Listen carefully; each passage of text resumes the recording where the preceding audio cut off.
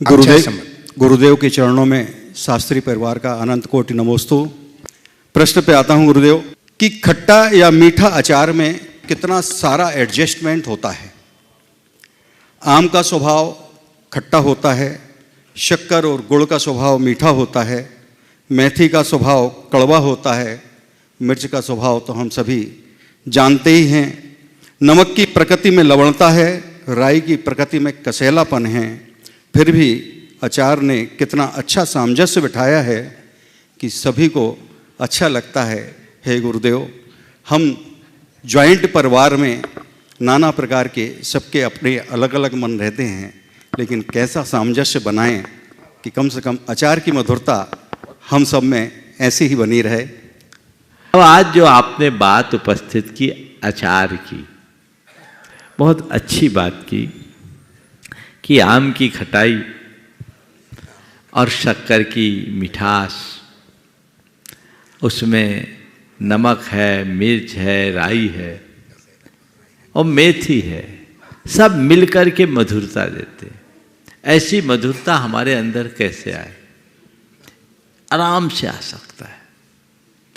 इसका रहस्य बता दूं? इसका रहस्य केवल यह है कि ये सब एक बरनी में रहते हैं। पहला रहस्य, एक बरनी में रहते हैं। समझ गए? सब के सब एक बरनी में रहते हैं और सब एक दूसरे का गुण लेते हैं।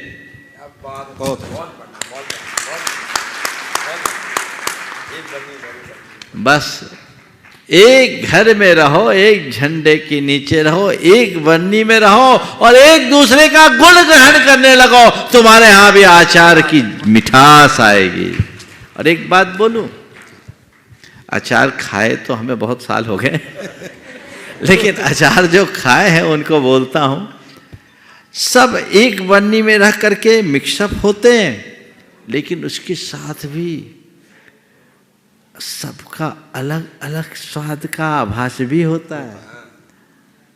आम की खटाई का, शक्कर की मिठाई का, मेथी के कड़वेपन का और मिर्च के तीखेपन का, नमक के नमकीनपन का भी आभास हो जाता है। होता है कि नहीं? होता है। तो यही है समष्टि में भी एकता बनाए रखना।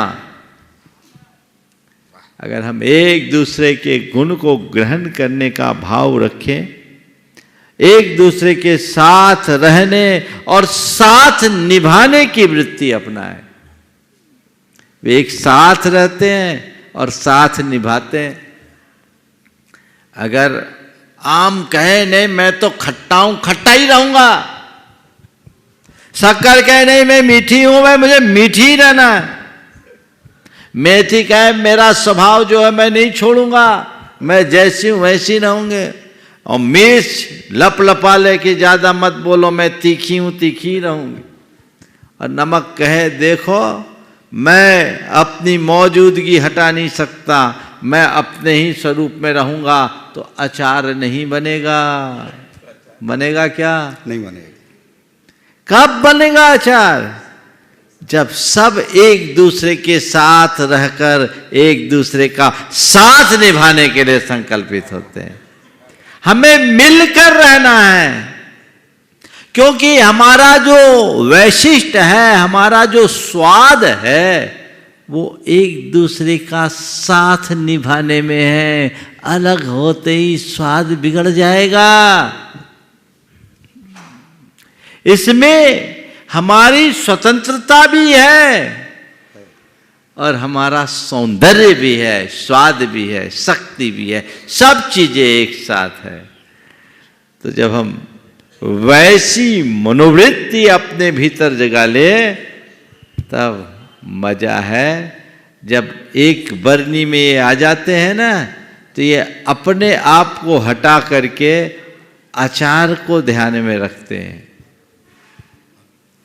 बस हमें भी व्यक्तिगत महत्वाकांक्षाओं को गौण करके घर परिवार की सुख शांति और समृद्धि को अपना लक्ष्य बनाना चाहिए, और उसके लिए अपना जितना उत्कृष्ट हो उत्सर्ग करना चाहिए।